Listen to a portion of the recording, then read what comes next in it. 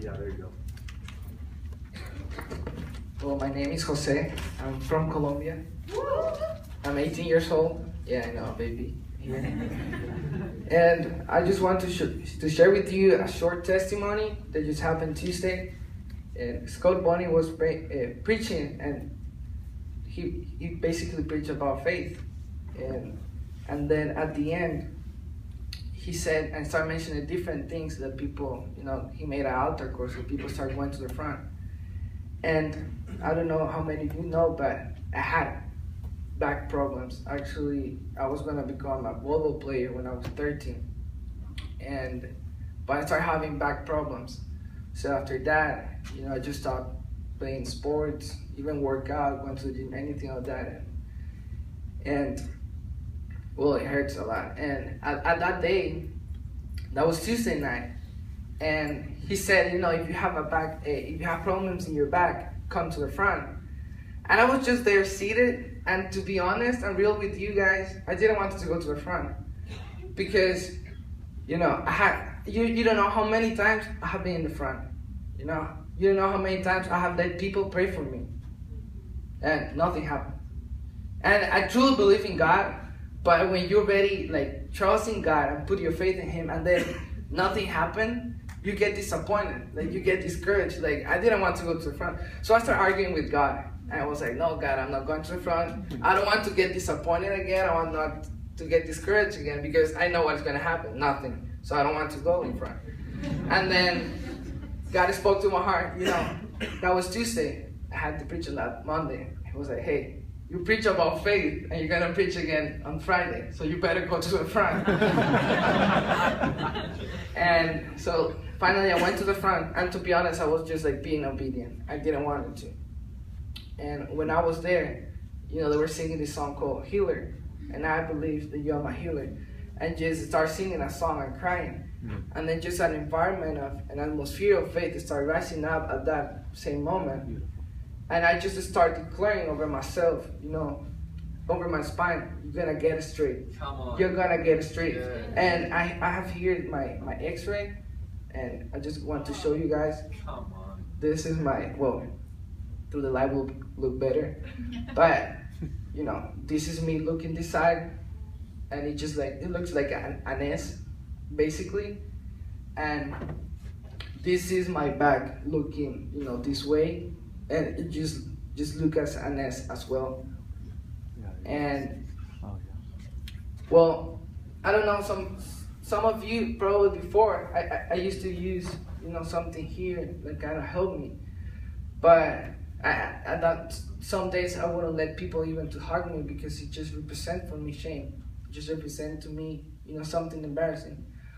But at that moment, I just started declaring over my life, spine, you're just gonna get straight. And I was nailed, and for me to get nailed, it just hurt my back. So I didn't like to be in that position. Even sometimes in worship, it was just sit, because it just hurt a lot. For me to wake up, it just hurt. I mean, it hurt every time, basically.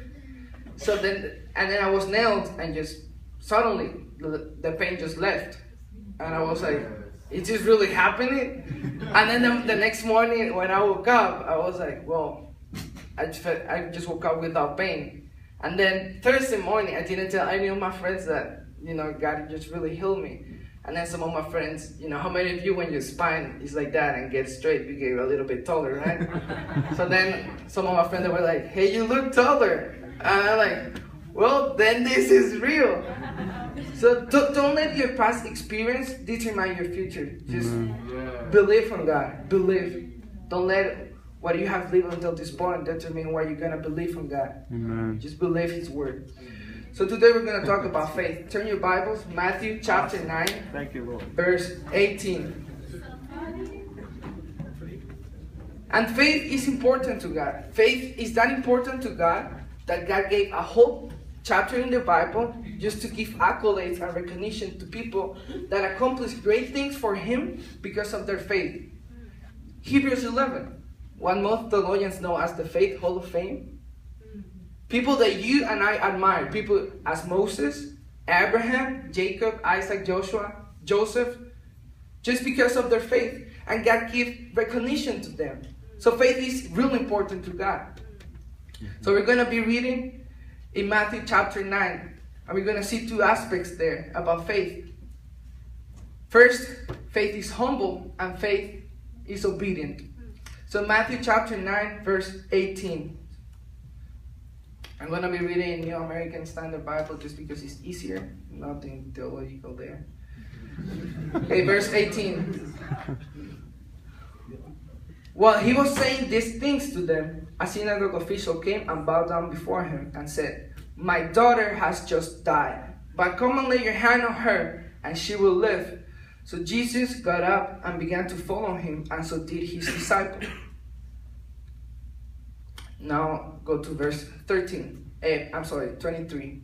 It says, when Jesus came into the official's house and saw the flute players and the crowd in noisy disorder, he said, "Live, for the girl has not died, but is asleep." But when the crowd had been sent out, and they began laughing at him, But when the crowd had been sent out, he entered and took her by the hand, and the girl got up. This news spread throughout all that land. The very aspect that we're going to see here is that faith is humble. Humility is when you recognize others' opinion instead of your personal opinion. And this official just came to Jesus and said, "You know what? My daughter has just died." That was his reality. But then he says, "You know, Jesus, but if you come to my house and you lay your hand on her, she will live." So he had his reality, his own opinion about his situation, but he also had God's opinion on that situation. And it was that if Jesus come to his house and lay his hand on the girl, she will live. I remember August 27, that was last semester. Friday night, I received a call from my aunt. She lives in Orlando, and she gave me the worst news that I have ever heard in my life. She just told me, "Listen, your stepmom just had a stroke in the morning. Your dad, he feels like a failure. He feels humiliated. He doesn't know what to do. And especially because you have three little brothers. They don't have anyone to take care of them. Your dad doesn't have a job right now. I mean, he doesn't see any hope. So I'm just going to ask you to be strong, be praying for him. Please call him, encourage him." And the moment I was kind of like, yeah, I'm going to be strong. And I finished the call, and then I just realized what she said. And after that moment, I just started crying. Because I was not in Colombia with my family. I was not there to support my dad, to take care of my brothers. But my youngest brother at that moment was just 1 week old. My other brother was 2 years old, and the other one was 5 years old. And so I started just crying as a baby. And I just put worship songs, and not to worship God actually, just started arguing with God. It was like, "Why, God? Why you let this happen? I mean, I'm here in CFNI. I'm here. I pray to you. I worship you. I seek your face.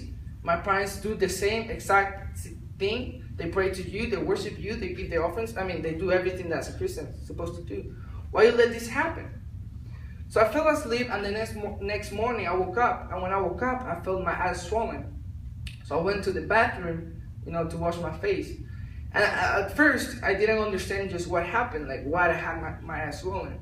But then I started washing my face, and while I was washing my face, I just realized, what my aunt just told me the day before.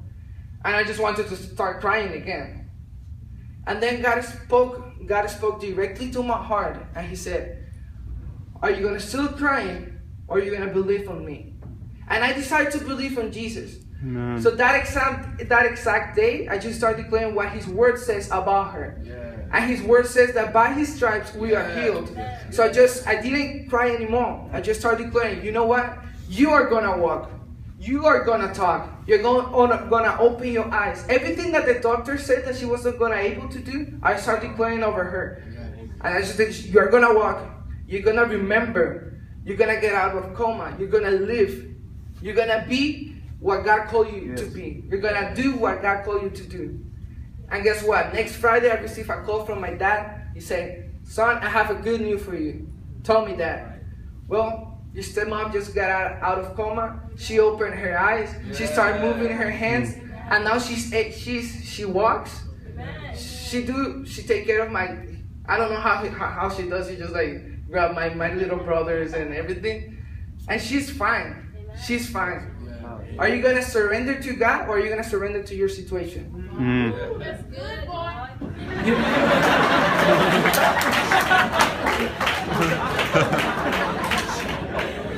Listen, your faith is not based on you. Your faith is not based on what you see. Your faith is based on who God is. Amen. And what His Word says that He is. You must humble yourself and start looking at yourself, your strengths, your weaknesses, what you can do, and recognize that God is better. Yes. God is better. That God is able. God is able to provide, and God is able to heal you. Yes. He is able. Recognize that He's able. Your faith will be the bridge between God's reality and your own reality. I will bring God's reality into your existence. That's the power of your faith. The second aspect that I want to talk about is faith is obedient. We read it in those verses that Jesus came into the official house and He said, make a room because the girl is not dead, she's just sleeping. And the Bible says that everyone started laughing at Him. But then certainly, they obeyed what He said. The official faith obeyed to what Jesus was saying at that moment. My first semester here, I remember, was a Monday. They show all the outreaches that we were going to have for that summer. And God spoke to my heart to go to Asia.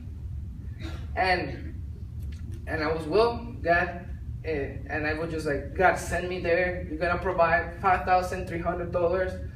I mean, it's a whole semester. I don't know how you're going to do this, but I know that you're going to do it. And after that prayer time, I text my parents and I tell them, this is what God has put in my heart, that to go to Asia, but I don't know what you think about it. I'm asking you to pray with me, to believe in God about this. Both of them, they replied saying, no, you're not going there. We send you there to be like a worship leader or like a pastor of a church, but not like to go to missions. In Asia, they're putting Christians into jail, they're killing them, and whatever, and they start getting crazy stuff. And I was like, well, Mom and Dad, I'm not asking you to say anything, I'm just asking you to pray. Just pray with me and believe in God that He will provide. And they said, well, we're not going to support you, we're not going to help you, we're not going to give you any penny. We're not going to get me. And actually, just at the end, they kind of gave me some. But really, they didn't give me anything. So I was like, okay, it's fine. I went to all the meetings, I went to the interviews, I did everything. The day to open our donors account, it came. And I didn't know how God blessed me with $100, but He blessed me. And so I opened the donors account, and I started sending letters. And money started coming in. Until the day that my mom realized, okay, he's going there. I mean, he's getting to that, to get the amount that was needed. So my mom told me, okay, I'm gonna make an appointment. I'm sorry, I need to meet with your outreach leader. So that at that moment was Miss Connie. So okay, it's fine. I went to talk with Miss Connie. My mom wants to meet you.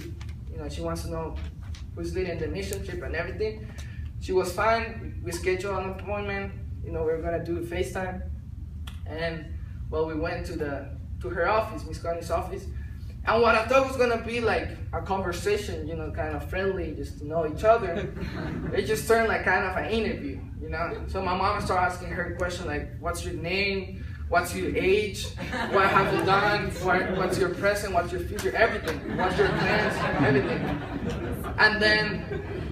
But then she answered everything. I mean, she answered what we were going to do, our itinerary, everything. She was prepared for that interview right there. So my mom realized, okay, my son is really going, this is from God. And then she said to her, my mom do not speak English, so I was translating for her. So she would say, "Este que tú ves aquí, ese es mi tesoro. This is what you see here is my treasure. So, si algo le pasa, es tu responsabilidad." And then he said, if something happens to her, and to him, I'm sorry guys, to him, it's your responsibility. So, okay, and Miss Connie is the sweetest person I've ever met, and she agreed with it. And then I went there. Next week, my mom called me. She got a bonus on her job, and he just said, $1,000 And she put it in my daughter's account because God changed her heart.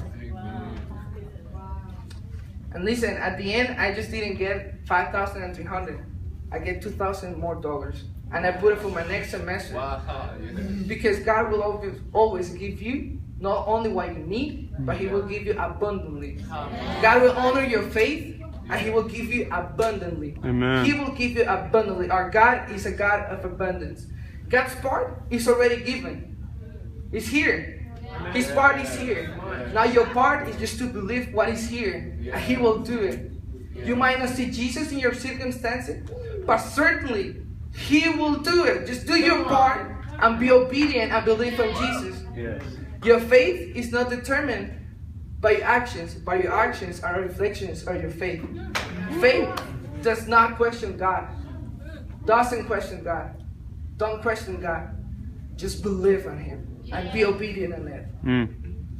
Get out of your comfortable zone. You may see yourself comfortable or what you're going through, but believe because He's able to do it. The faith of the official that was humble and was obedient made her daughter live.